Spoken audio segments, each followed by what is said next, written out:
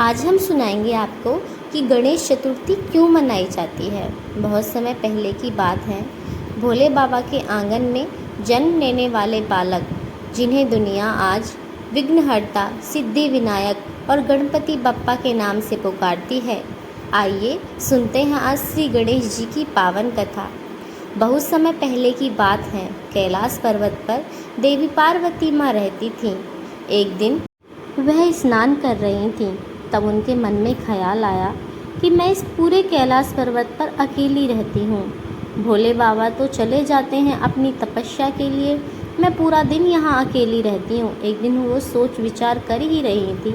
फिर उनके मन में ख्याल आया कि क्यों ना मुझे भी एक बेटा हो। वह ये सोच रही थी।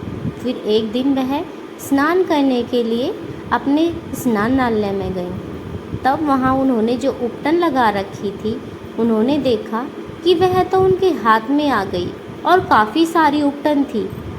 उन्होंने सोचा कि क्यों ना मैं इसी उपटन से अपना बेटा बना लूं। तब उन्होंने उस उपटन से एक छोटे से बच्चे को जन्म दिया।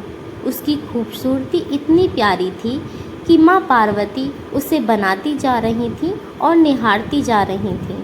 सच मानिए, ऐसा प्रतीत हो रहा था कि वह कोख से जन्मा हुआ हो। उन्होंने उस मूर्ति को बना तो दिया। फिर उनके मन में ख्याल आया, ये तो बस एक मूर्ति है। तब उन्होंने उस मूर्ति में प्राण फूके। जिस समय उस मूर्ति में प्राण आए तो वह उसे देखकर बहुत ही खुश हो गई। वह सोचने लगी कि अब मेरा बेटा मेरे साथ पूरे दिन कैलाश पर्वत पर रहेगा और मैं उसके साथ सारा दिन ऐसे ही व्यतीत करूँगी। एक दिन माँ पार्वती नहाने के लिए गईं। तब उन्होंने देखा कि भोले बाबा यों ही अंदर चले आ रहे हैं। माँ पार्वती ने सोचा कि ये बिना पूछे यों ही अंदर चले आते हैं। तब उन्होंने एक दिन अपने पुत्र से कहा, पुत्र, मैं स्नान करने जा रही हूँ, ध्यान रखना मेरी आज्ञा के बिना कोई भी अंदर न आने पाए। फिर भोले बाबा कुछ देर बाद वहाँ आए और बालक से कहने लगे, हे बालक, तुम यहाँ स्नानालय के द्वार पर क्या कर रहे हो?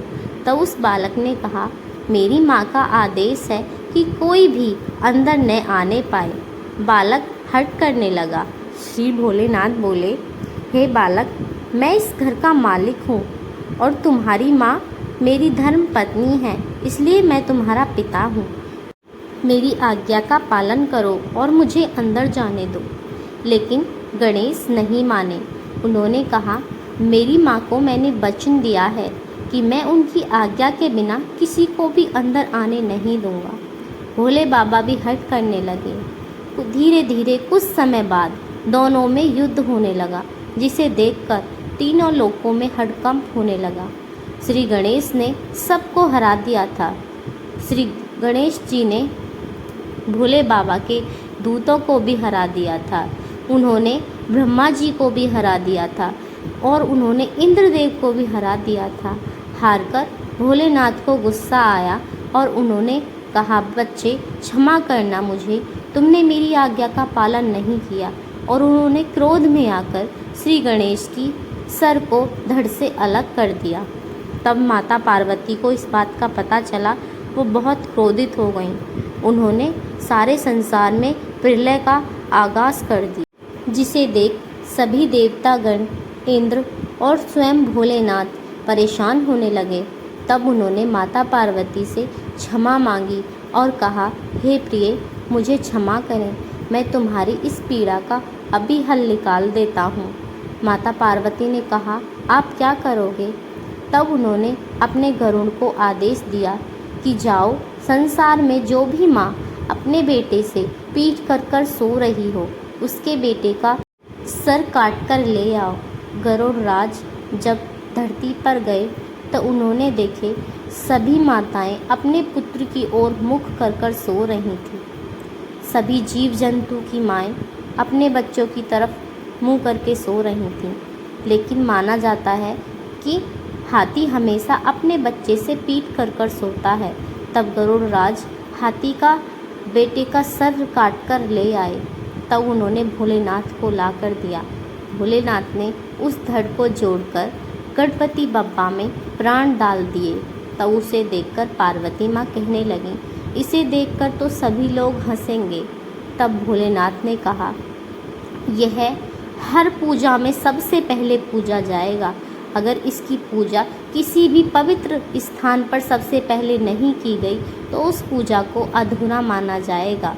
तब सभी देवताओं ने मिलकर श्री गणेश को आशीर्वाद दिया, प्रथम पूजा बनने का वरदान दिया, वृद्धि विद्या समृद्धि देने वाला आशीर्वाद दिया, सभी विघ्नों को हरने का नाम विघ्नहर्ता नाम दिया।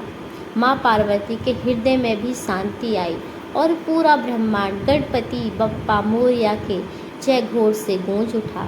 तभी से प्रत्येक कार्य की शुरुआत श्री गणेश जी के पूजन से होती है।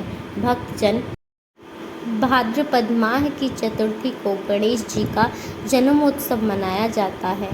इस दिन उनके सुगंधित फूलों से, लड्डुओं से और भक्ति भाव से पूजा की जाती है। 10 दिन पूजा करने के बाद 11वें दिन भक्तजन भाव विभोग होकर गणपति जी को जल में विसर्जित करते हैं और अगली बार आने का आग्रह करते हैं और गणपति बप्पा मोरया अगले साल तू जल्दी आना, इस तरह की प्रार्थना करते हैं। बोलो गणपति बप्पा मोरया।